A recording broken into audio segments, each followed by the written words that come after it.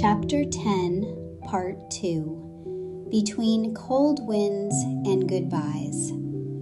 From bustling markets to quiet mornings, from laughter shared over food to naps side by side, this chapter was a slower kind of joy. Tagaytay's cool winds and a hidden casita became their retreat, a place where love felt both ordinary and extraordinary. D and B woke up early, full of energy, and set off towards Tagaytay. Their first stop was People's Park in the sky. The view took their breath away. Low clouds, the green stretches below, and that fresh wind that felt like an embrace. They took photos, laughed, and simply sat for a while, grateful for the chance to just be there together. Walking up and down became their little exercise, a playful way to start the day. Next came their picnic. B woke up a little earlier and had lovingly prepared binalot, adobo with boiled egg wrapped in banana leaves. Each bite carried both comfort and joy.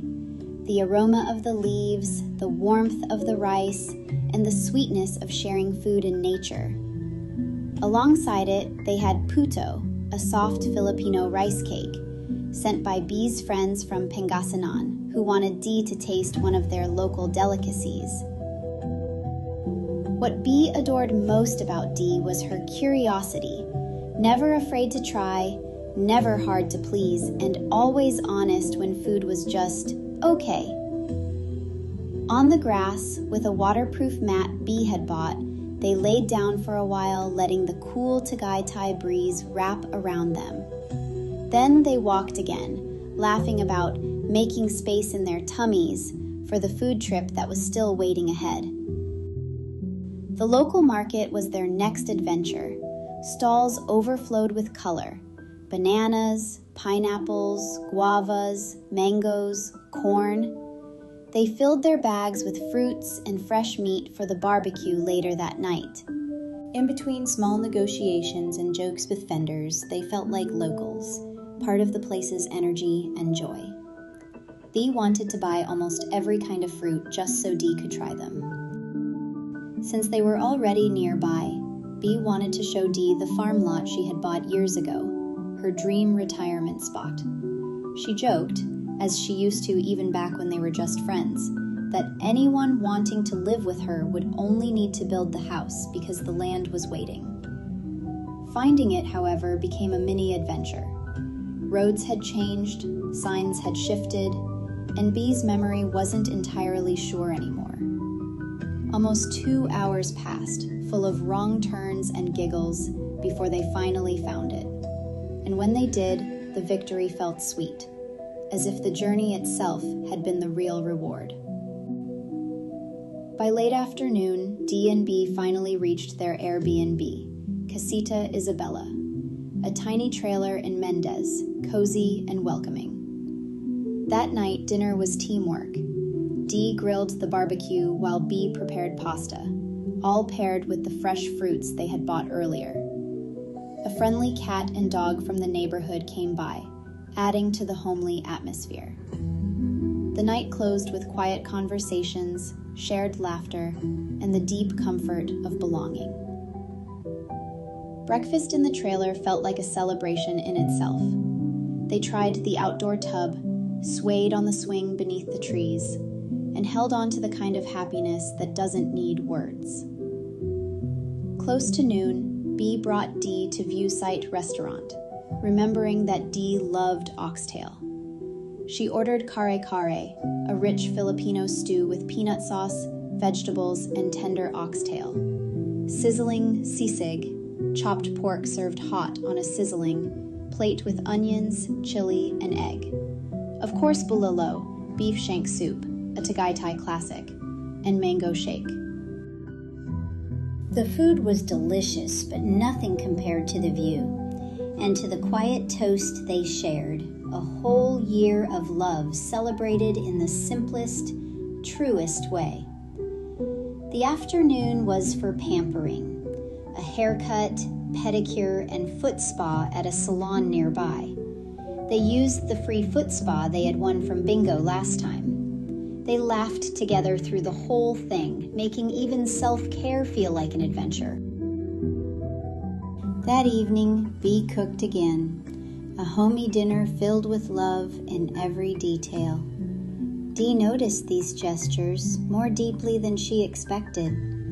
Each effort from Bea, no matter how small, felt like love made tangible.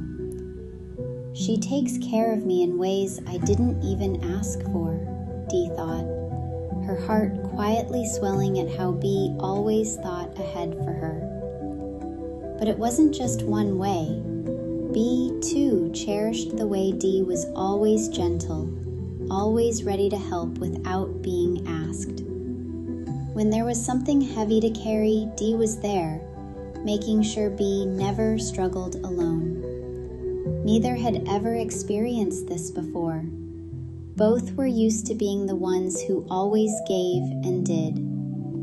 Now, it felt like proof that they fit each other perfectly.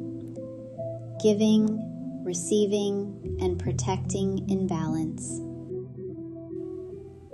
August 15th was equally special. After breakfast, they had lunch at Texas Roadhouse, a new favorite, where the food was amazing and the waiters dancing made them enjoy the moments together. Back home, Bea had another surprise, a chocolate cake ordered secretly through Grab. It was her favorite, but now also Dee's. Dee was moved.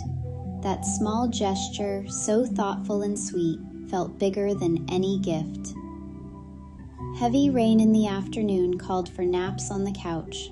They woke to leftovers, laughter, and a late-night Squid Game marathon that lasted until almost 3 a.m. Wrapped up together, the world outside ceased to exist. The following morning, Bea spoiled Dee again with a breakfast that felt hotel-worthy. Fresh bread, eggs, and bacon. Later, they searched for a shop to print t-shirts for their channels, Echoes and Entities, and Biyahe plus Sabores. But most were closed. They didn't mind. The day slowed into naps, more food, and Bea's perfectly crisp lechon kawali, deep-fried pork belly. For dessert, they tried the trending halo halo, a Filipino layered dessert of crushed ice, milk, fruits, and sweets, sent by Bea's best friend. Both of them loved it. That night, they strolled to the Samo night market near Bea's house. The air buzzed with music, chatter, and the smells of street food. Dee bought a coconut milkshake, and they walked back hand in hand, talking softly, savoring the final days. Back home, they carefully packed Dee's luggage, tucking in goodies for pasalubong, stretching time in the only way lovers know how. The last morning came quietly. At 3:30 a.m., Bea was already awake, preparing snacks and a lunchbox for Dee's flight, while letting her sleep a little longer. Dee noticed. That small act said everything: love, care, devotion. At the airport, the weight of goodbye pressed heavier with each step. The hug was long, the tears discreet but real. Yet even through sadness, there were smiles, because they knew this was not an ending. It was simply another chapter, another test of patience and faith. When Dee left, she left a short note at Bea's house, a promise in ink. In the boarding area, she felt both heavy and light, sad to leave, but grateful for every moment. Back home, Bea felt the silence too, the house returning to its old rhythm. But both knew routines might resume, distance might return, yet love was still theirs to carry. From Tagaytay's cool winds to Manila's crowded streets, from laughter to tears, the memories of those days became a keepsake, a reminder that even when far apart, love endures. Strong, sweet, unforgettable. The casita's quiet days faded, and the warmth of Tagaytay lingered only in memory.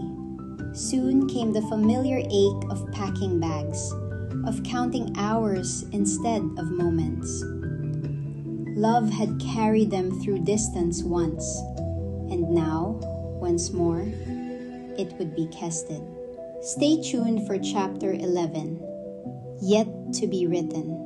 Will the next pages be about another reunion or the patience of waiting?